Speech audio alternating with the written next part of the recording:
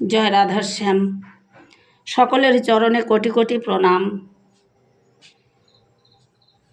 মধ্যলীলার তৃতীয় পরিচ্ছেদে অদ্বৈত ভবনে মহাপ্রভুর ভোজন হলো। ভোজন সমর্পণ হলো। 10 দিন ধরে ভোজন হচ্ছে।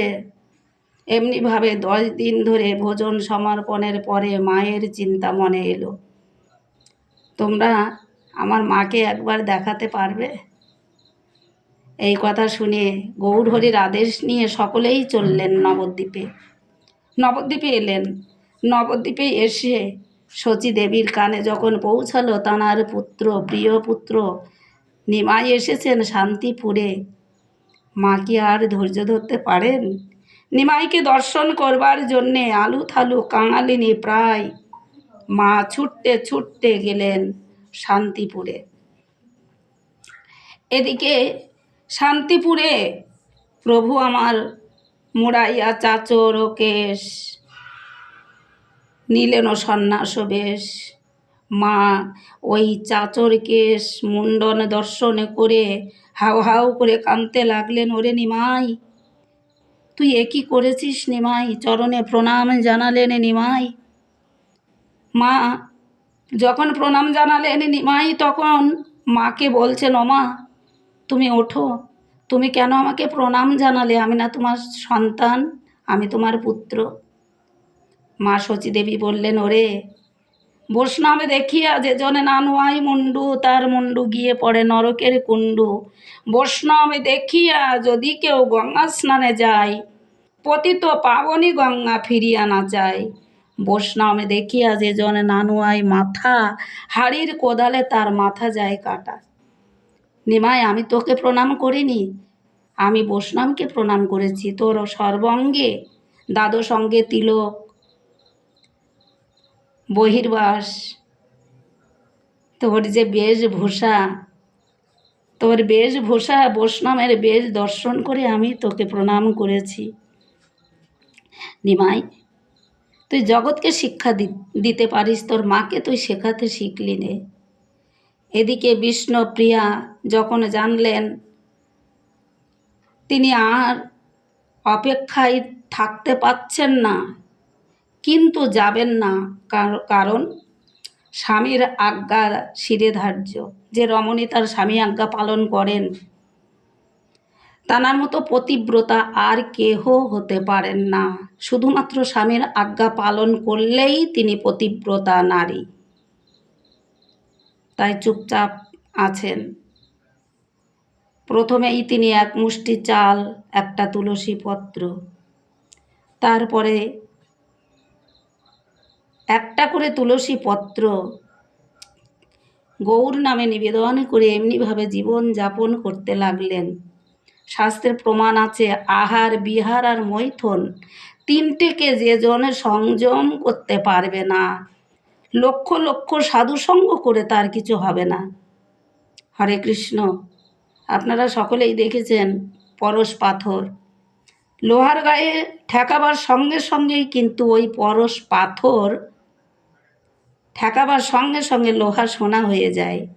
কিন্তু লোহাটা যদি কাদায় যদি লেপটানো থাকে, লেপন থাকে, তাহলে কিন্তু সেই লোহা সোনা হতে পারে না। হরে কৃষ্ণ।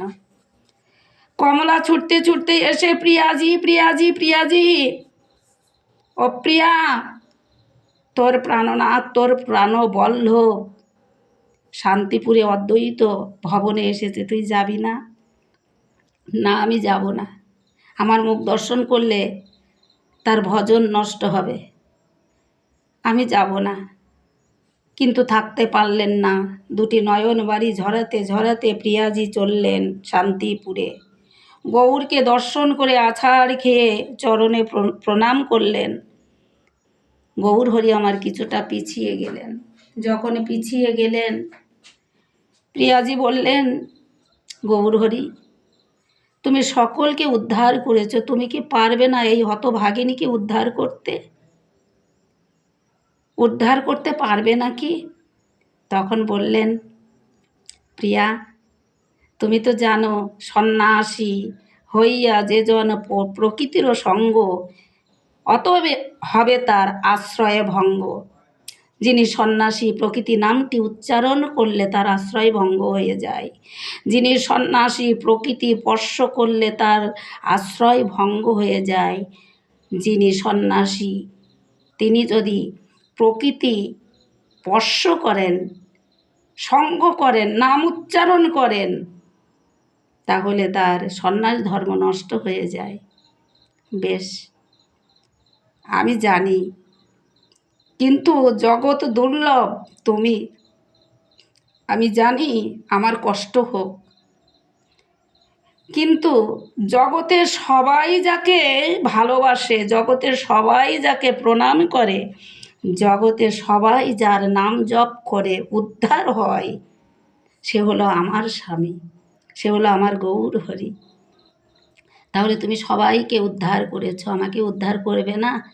গৌর হরি বললেন, তুমি একটা কাজ করো, এই যে আমার চরণের খড়ম তুমি নিয়ে যাও, তুমি যেখানে যেভাবে যখন আমাকে ডাকবে তুমি আমায় দেখা পাবে। তবে তুমি একটা কাজ করো, শোনো, আজ থেকে তুমি যদি বলতে পারো, ভজ শ্রীকৃষ্ণ, কহ শ্রীকৃষ্ণ, লহ শ্রীকৃষ্ণের নাম রে, যে জন শ্রীকৃষ্ণ ভজে সে হয় আমার প্রাণ রে। প্রিয়াজি বললেন, আমি পারলাম না, আমি আমি পারবো না। তখন কমলা বললেন, প্রিয়া গা, তুই গা, তোর স্বামীর কথা শ্রবণ কর। বললেন, হ্যাঁ আমি গাইব। কি গাইব? ভজ গৌরাঙ্গ, কহ গৌরাঙ্গ, লহ গৌরাঙ্গের নাম রে, যে জন গৌরাঙ্গ ভজে সে হয় আমার প্রাণ রে। ও, তাহলে তুমি কৃষ্ণ ভজন করবে না? কৃষ্ণ ভজন যদি না করো তাহলে তুমি আমাকে পাবে না, আর কৃষ্ণ ভজন করলে তুমি আমাকে পাবে। তাহলে আমরা কি পেলাম?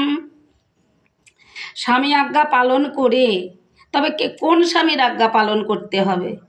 যিনি হলেন কৃষ্ণ ভক্ত, যিনি ভগবানকে ভালোবাসেন, ভগবানকে হৃদয়ে ধরতে ভালোবাসেন, ভগবানকে সহস্র দল পদ্মে রেখে দিয়ে যিনি সদা সর্বক্ষণ কৃষ্ণ ভাবময় তনু হয়ে যিনি কৃষ্ণ গোবিন্দকে রক্ষা করেন হৃদ মন্দিরে, তিনি হলেন স্বামী। আর যারা ভগবানকে রাখতে জানে না, ভগবানকে সেবা দিতে জানে না, ভগবানকে পূজা করতে জানে না, তাঁরা হলেন আসামি। হরে কৃষ্ণ। তো আসামিকে স্বামী করতে গেলে মায়েদেরকে শক্ত হতে হবে। শক্ত কেমন? স্বামীকে বেশি করে আদর করতে হবে, আর নিজে শাস্ত্র অধ্যয়ন করতে হবে। জানো, আমার না শাস্ত্র অধ্যয়ন করে সুখ হয় না, তুমি একটু একটু করে সঙ্গ দাও। তো কৃষ্ণ কথার মাধ্যমে, কৃষ্ণ নামে আকর্ষণ, হরি নামে, হরি নামে, হরি নামে, হরি নামে, কৃষ্ণ কথায়, কৃষ্ণ কথায়। তো মায়েরা যদি একটু একটু করে গীতা পাঠ করে স্বামীকে শ্রবণ করাতে পারেন পাশে রেখে, ভাগবত পাঠ করে যদি স্বামীকে পাশে রাখতে পারেন, তানাকে শ্রবণ করাতে পারেন, তাহলে আপনাদের স্বামী আর আসামি থাকবে না। ওই আসামি একদিন কারাগার, মায়াময় কারাগার থেকে মুক্তি পেয়ে হরিভজন করবেন, স্বামী হয়ে যাবেন। চরণে প্রণাম, রাধে রাধে। তবে একটা কথা বলি মা, অনেক দিন ভিডিও করার আমার আর ক্ষমতা নেই, অনেক দিন থেকে আমি কষ্ট পাচ্ছি জ্বরে। আপনাদের কাছে ভিডিওটা যদি পৌঁছায়, আপনারা একটু কৃপা করবেন। আমার মন্দিরটা সংস্কার করার জন্যে আমি বহু রকম চেষ্টা করছি, আমার কোনো রকম রাস্তা হচ্ছে না। যদি আপনাদের কিঞ্চিৎ কিঞ্চিৎ দান যদি আমি গ্রহণ করতে পারি, আপনারা যদি দান করতে পারেন আমার নিতাই গৌরের মন্দিরের নামে, তাহলে আপনাদের জনম ধন্য হবে। হরিভক্তি বিলাস গ্রন্থে বলছেন, আপনার বাড়িতে যদি জায়গা না থাকে, তাহলে আপনি একটা কাজ করুন। যে বাড়িতে হরি মন্দির থাকে, যে বাড়িতে কৃষ্ণের মন্দির থাকে, রাধা মাধব বিগ্রহ প্রতিষ্ঠা করা থাকে, সেই বাড়িতে যত পুরুষ তাঁরা দেহ ত্যাগ করেছেন, সকলেই উদ্ধার হয়ে যান।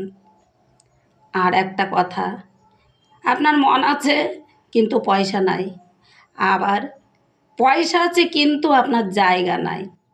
তা যাদের পয়সা আছে জায়গা নাই, তারা একটি কাজ করবেন, কোনো মঠ মন্দিরে যদি একটা ইটের পয়সাও আপনি দান করতে পারেন, তাহলে ওই একটা ইট বসালে যতটা মাটি নিয়ে বসবে ততটা ধূলিকণা, তত জনম আপনাদের 14 পুরুষ স্বর্গবাসী হয়ে যাবে।